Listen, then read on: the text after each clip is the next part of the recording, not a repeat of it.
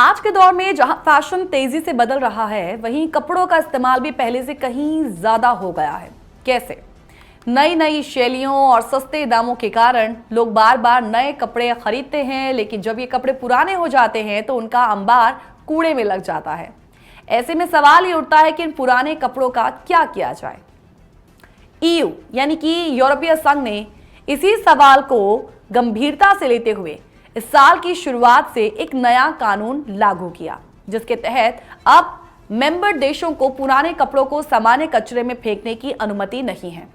इसके बजाय इन कपड़ों को अलग से इकट्ठा करके रिसाइकलिंग या पुनः उपयोग की प्रक्रिया से गुजरना होगा।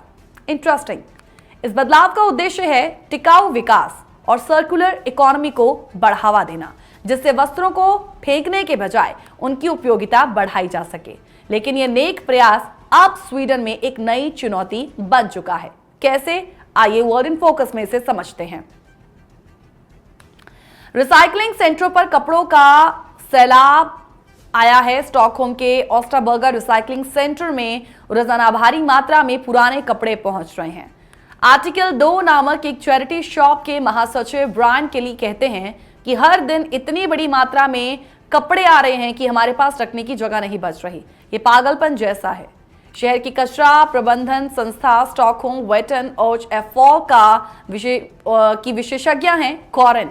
वो कहती हैं कि जनवरी और फरवरी 2025 में कपड़ों के स्टोरेज में 60% की वृद्धि आई है। ये परिवर्तन एक नई चुनौती लेकर आया है। कपड़ों को इकट्ठा तो किया जा रहा है, लेकिन उन्हें संभालना और उनकी रिसाइकलिंग करना अब स्वीडन के लिए आसान नहीं। देश में अभी तक पर्याप्त संख्या में वस्त्र छटाई और प्रोसेसिंग प्लांट नहीं है, तो फिलहाल स्वीडन अधिकतर पुराने कपड़ों को लिथुआनिया जैसे देशों को भेज रहा है, जहां पर उन्हें छांटा जाता है, पुनः उपयोग किया जाता है या कुछ मामलों में जलाया जाता है। कॉरेन कहती हैं कि छटाई की प्रोसीजर बहुत ही ज्यादा मुश्किल है, बहुत ज्यादा उसमें काम लगाना पड़ता है और इसमें काफी लागत भी आ रही है, इसलिए स्वीडन में इसकी सुविधा सीमित है। बता दें कि स्वीडन के उत्तरी शहर किरूना जैसे कुछ स्थानों पर तो अभी भी कपड़ों को जलाकर ही निपटाया जा रहा है, क्योंकि ना तो उनके पास प्रोसेसिंग की सुविधा है और ना ही उन्हें लेने वाले कोई अन्य सेंटर्स। स्वीडिश पर्यावरण संरक्षण एजेंसी के आंकड़े कहते हैं कि स्वीडन में हर साल लगभग 90,000 टन पुराने कपड़े फेंके जाते हैं, यानी कि प्रति व्यक्ति लगभग 10 किलोग्राम। यूरोपीय औसत इससे भी ज्यादा है, जो 2022 में 19 किलोग्राम तक पहुंच चुका है। पर्यावरणीय दृष्टिकोण से अब कपड़ा उद्योग एक बड़ा प्रदूषक बन गया है।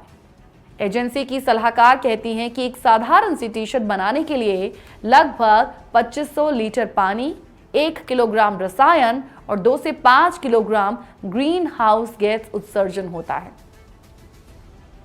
स्वीडन में ऑन एन एवरेज एक कपड़ा 30 बार पहना जाता है। यदि इसका उपयोग 60 बार तक बढ़ाया जाए तो इसका पर्यावरणीय प्रभाव आधा हो सकता है। कपड़ों के बढ़ते कचरे की प्रॉब्लम को सिर्फ सरकारी नीतियों से हल नहीं किया जा सकता। इसके लिए क्या करना जरूरी है?